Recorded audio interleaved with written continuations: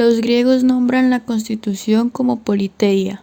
Luego esta palabra es vertida al latín por Cicerón como el término constituio, que empiezan a usar los romanos, y posteriormente evoluciona a estatuto de unas civitas.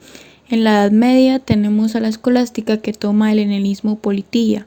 Luego Alberto Magno en el Medioevo la nombra como el que domina en la Constitución real. En el Renacimiento, Bernardo Secchi la traduce como la parte de la comunidad política que es dominadora. En la Alta Edad Media, los tratadistas españoles la definen como policía y los franceses como politesse. En la modernidad, Bossuet emplea police, Montesquieu nación y Rousseau forma de gobierno. Vattel conceptúa el término constitución como el reglamento fundamental que determina la forma en que la autoridad pública debe ser ejercida. Después, cuando comienza la lucha de las colonias norteamericanas, aparece el vocablo constitución. En esta ocasión me dedicaré a abordar el principio de juridicidad, el cual siempre ha sido uno de los pilares del Estado de Derecho. Este concepto está reconocido en la Constitución Política de la República, y cuando hablamos de juridicidad entendemos la idea de que todos los órganos del Estado deben adaptar su actuación a lo que digan las fuentes del derecho. Entre estas fuentes hay algunas más importantes que otras, pero lo primordial siempre va a ser la Constitución. Explicando qué es el principio de juridicidad de acuerdo a los términos que componen ese concepto, al ser un mandato existe la noción de obligación, y para ser más específico indica que posee un contenido jurídicamente exigible. El principio de juridicidad implica que debe ser respetado todo el ordenamiento jurídico, y no solo una parte de este. También es importante diferenciar la juridicidad de la legalidad, ya que la juridicidad es mucho más amplia, puesto que comprende todas las fuentes del derecho, incluyendo la Constitución. Para hablar de la Constitución de 1991 de Colombia, es importante hablar de cuáles fueron aquellas que influyeron a que ésta se creara, que son la de Alemania, la cual fue ideada como una normativa provisional y sin embargo ha terminado convirtiéndose en una ordenanza permanente, es decir, en una constitución definitiva. Esta constitución fue aprobada en 1949 y diseñada para regir en los 16 estados federados en los que se divide el país. Aunque debido a la división entre la República Federal Alemana y la República Democrática Alemana, esta no entró en vigor en todo el territorio hasta 1990, año en el cual se produjo la famosa reunificación. Otra constitución que también influyó fue la de España de 1978. Y el camino hacia su nacimiento no fue fácil, ya que esta constitución era la primera que se redactaba como tal desde la republicana de 1931, y la primera de toda la historia española que se elaboraba con una conformidad de las variadas fuerzas políticas. Todas las anteriores, desde la Constitución de 1812 hasta la de 1931, habían impuesto la línea ideológica de quien ostentaba la mayoría, alternándose durante el siglo XIX las constituciones liberales con las conservadoras. La Constitución de 1978 es la que más ha tenido vigencia después de la de 1876, que, durante el periodo de la restauración monárquica, aguantó en vigor durante 46 años. La Constitución de 1978 es el fruto de la transición política española, un periodo político excepcional que condujo de la dictadura de Francisco Franco a una democracia parlamentaria homologable a las europeas. Por ello, tanto la Constitución como la transición ha sido considerada generalmente modelos de éxito. La Constitución de la República Italiana fue muy influyente en la Constitución del 91 de Colombia. Esta Constitución de la República Italiana es la ley suprema de dicha república, aprobada en 1947 y entró en vigor en 1948. Esta declaró que Italia es una república democrática fundada en el trabajo. Y es importante saber que antes de la proclamación de esta constitución no existía ninguna otra. Tras la unificación italiana, la ley fundamental del país era el Estatuto Albertino, carta otorgada por el monarca al pueblo italiano que establecía una monarquía constitucional.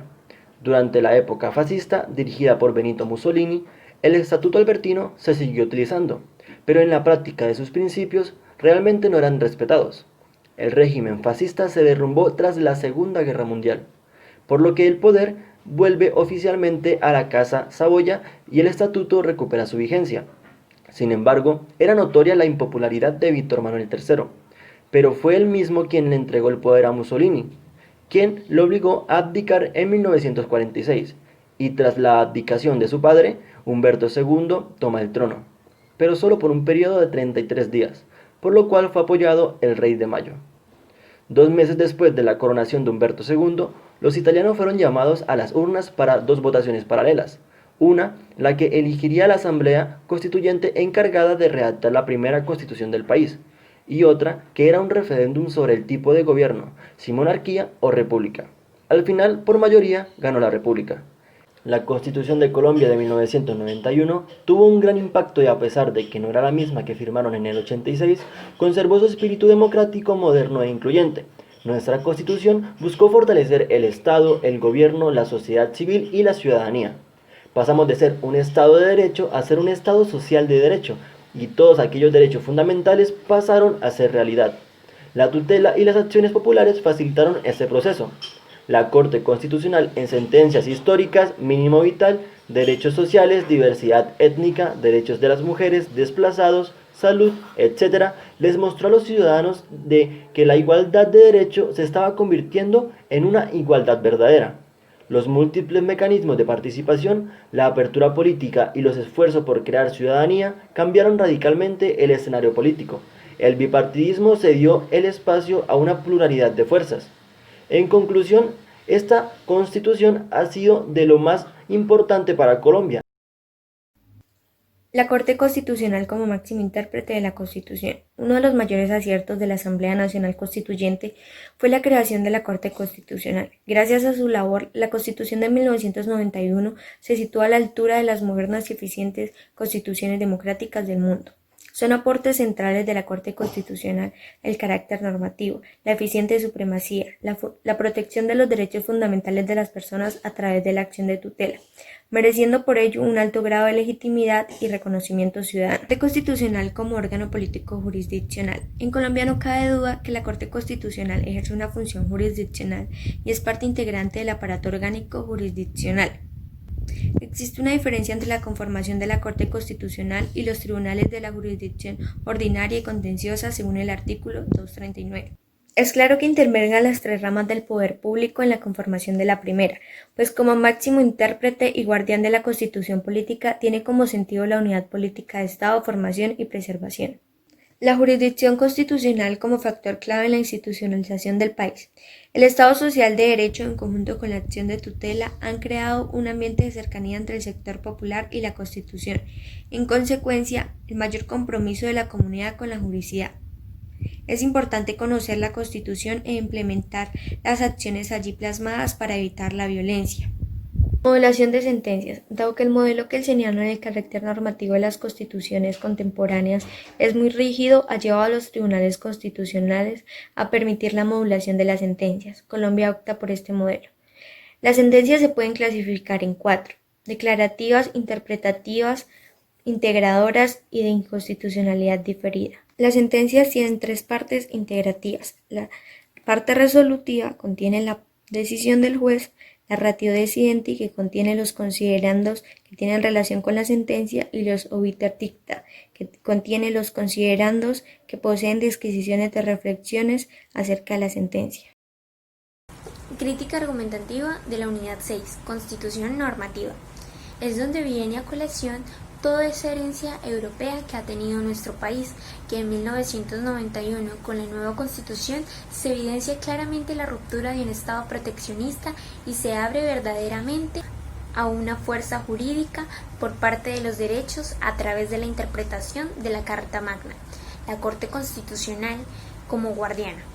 Es la Constitución la verdadera voluntad del poder constituyente, que toma como principio y valor fundamental en su protección, que a través de los hechos que marcaron al soberano de este poder, entonces el pueblo colombiano, a través de la historia, la violencia desde los años 50 y todos sus efectos y consecuencias, pudo alzar realmente su voz con la séptima papeleta para dar paso a la conformación de una Asamblea Nacional Constituyente, a través del sufragio, para la promulgación y ejecución de sus derechos, rompiendo con un Estado que solo se preocupaba por los intereses económicos individuales el Estado de Derecho, a uno donde importaba su creador y su bienestar a través de un contrato social como es el Estado Social de Derecho. Lo anterior se reitera con el hecho en cómo antes de la Constitución del 91, quien interpretaba las leyes de acuerdo a la Carta Magna era la Corte Suprema de Justicia, pero a partir del 91 se empieza a tener una nueva perspectiva, en la cual debe haber un órgano para la protección de ella a través de la interpretación. La afirmación del rango superior de la Constitución política se traduce en las sentencias que dicta la Corte Constitucional, que no solo quedará en la exequibilidad de alguna norma, ni en la literalidad y estilo material de la Carta, sino que también fuese más allá. Muchas opiniones afirman que la manera en cómo se instauró la nueva Constitución era inconstitucional para la Carta Magna de 1886, pero ¿dónde quedaba entonces la voluntad general a partir de un contrato social? ¿No era el soberano el pueblo y se expresaba a través de un poder constituyente? En las definiciones de las cuestiones de constitucionalidad deben tomarse en cuenta los principios y los valores proclamados en el preámbulo de la Constitución, pues en ellos orientan la interpretación de la normatividad al postular los fines y propósitos para los cuales fue expedida. Es así como la Constitución del 91 afirma en su artículo 94 que la enunciación de los derechos y garantías contenidos en la Constitución y en los convenios internacionales vigentes no debe entenderse como negación de otros, que, siendo inherentes a la persona humana, no figuren expresamente en ellos. Esa es la verdadera voluntad del pueblo, en las cuales, para tomar como precedente la Asamblea Nacional Constituyente en el 91, al redactar nuestra actual Constitución, admite que hay normas que protegen los derechos humanos, pero todo tiene origen en la Constitución. Se confía en ideales como el Congreso, que es quien a través de las leyes expresa la voluntad frente a un determinado tema, que la Corte Constitucional siempre estará en pro de los derechos, declarando en sus sentencias el porqué de su decisión, ya sea para efectos erga omnes o inter pares. ¿Será viciada alguna interpretación de la Corte? Pues el pueblo, a través de sus elecciones de representantes y mandatarios, les confía esta importante tarea. Esta confianza que se ha dado desde la Constitución del 91 e incluso desde la del 86, a partir del sufragio, pero tomó más relevancia en la actual respecto a los órganos que el pueblo puede elegir para que sea verdaderamente representado. Ha sido el punto más frágil de nuestro ordenamiento jurídico, porque, aunque haya control recíproco entre los tres poderes, siempre hay un vacío legal que muchos han tomado como ventaja para su bien individual, sin importar el general. Uno de nuestros más grandes problemas como país, la corrupción. La historia siempre será importante para los cambios. El que no conoce su historia está condenado a repetirla, y más hablando de un ordenamiento jurídico político. Es por eso que tal vez uno de los precedentes de la interpretación de la Carta Magna a través de leyes y otras interpretaciones, el pueblo colombiano, si sigue con cierta ignorancia, seguirá confiando a ciegas en los ideales, en que los órganos tienen sus propios intereses por encima de los generales, masacrará más nuestra existencia, y así hayan esfuerzos por parte de ciertos órganos por defender y promulgar derechos, no valdrá ratificación de cualquier tratado, incluso de la Constitución. Materialización de la Constitución o su interpretación. Es donde se llama a cada colombiano a educarse constitucionalmente, donde no sean solo los profesionales de la materia sus conocedores, sino que llegue como cometido de la Constitución, para llegar incluso ante las minorías, como se realiza con la acción de tutela para amparo de los derechos fundamentales, para que elijan conociendo cuáles son sus verdaderos intereses, porque ya afirmaba el mismo Rousseau que esta voluntad puede ser viciada, pero al fin y al cabo siempre busca el bien. Educarse en Constitución para hacer juicios de valor frente a lo que nos muestran las ramas del poder público a través de la ejecución de sus funciones. Los límites de la jurisdicción constitucional están entonces íntimamente relacionados con los de la interpretación constitucional y determinados por la condición de órganos constituidos de los tribunales constitucionales, lo que les debería impedir reformar la Carta mediante procedimientos diversos de los expresamente autorizados al afecto por el constituyente, y en cierta medida mantener las ramas del poder en un control donde el Estado cumpla con sus utopías, pero que solo queda en eso, en ideas.